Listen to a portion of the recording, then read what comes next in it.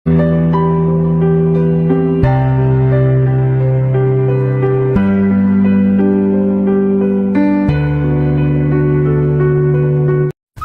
ধূমপান কেন করেন? আমি এনজয় করি। কিন্তু এটা যে ক্ষতিকর এটা তো আপনি জানেন। হ্যাঁ জানি, মানুষ অনেক সময় ক্ষতি জেনেও তো করে, অনেক কাজ করে না। সেটা কখন করে মানুষ আপনার মনে হয়? কিছু কিছু জিনিস মানুষ ভালোবাসে।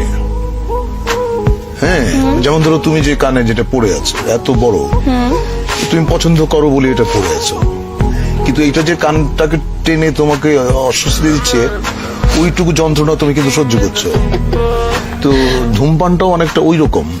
আসলে আমি ধূমপান করি এবং যে জন্য আমি বলতে পারবো না যে ধূমপান আপনারা কেউ করবেন না, এটা আমি বলতে পারবো না। আমি যেদিন ধূমপান ছেড়ে দেব সেদিন হয়তো সবাইকে বলবো যে ভাই ধূমপান করবেন না, এটা স্বাস্থ্যের জন্য, স্বাস্থ্যের পক্ষে ক্ষতিকর। আমি জেনে শুনে তারপরও কি আমি ওই ক্ষতি যেটা করছে, আমাকে ধ্বংস করছে যে জিনিসটা ভেতরে ভেতরে, আমি তাও কন্টিনিউ করে যাব?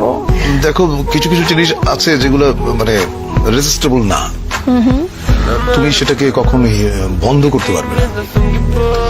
সেটা তোমার জীবনের সঙ্গে এমন ভাবে জড়িয়ে গেছে যে ওটা যদি তুমি ছেড়ে দাও তাহলে হয়তো তোমার ভালো লাগবে না, তুমি অসুস্থ হবে।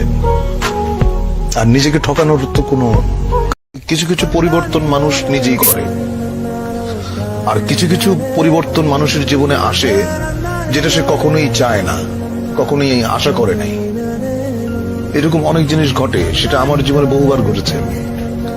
আমি যেটা করতে চেয়েছি সেটা করতে পারিনি, আমি যাকে আঁকড়ে ধরতে চেয়েছি সে আমাকে ফেলে চলে গেছে, বা যাকে আমি স্নেহ দিতে গেছি সে আমাকে ঘৃণা করেছে। মৃত্যুর মতো এত স্নিগ্ধ, এত গভীর, সুন্দর আর কিছু নাই। কিন্তু আমি অবশ্যই জানতে চাইবো আপনার কাছে এর ব্যাখ্যাটা কি, আপনি কিভাবে বুঝলেন এটা এত স্নিগ্ধ? কারণ মৃত্যু অনিবার্য। তুমি যখন জন্মেছো তখন তোমাকে মরতেই হবে। এইটা যদি তোমার মাথায় থাকে তুমি পাপ করতে পারবে না, 1 নম্বর। 2 নম্বর হচ্ছে যেটা যেটা অনিবার্য তাকে ভালোবাসাটাই শ্রেয়। তাকে যদি ভয় পাও সেটা এক ধরনের কি বলবো, এক ধরনের মূর্খতা। কারণ তুমি জ্ঞানী, তুমি শিক্ষিত, তুমি মৃত্যুকে কেন ভয় পাবে? মৃত্যুকে আলিঙ্গন করো, গ্রহণ করো, বরণ করে নাও, তাহলে দেখবে জীবন অনেক সুন্দর।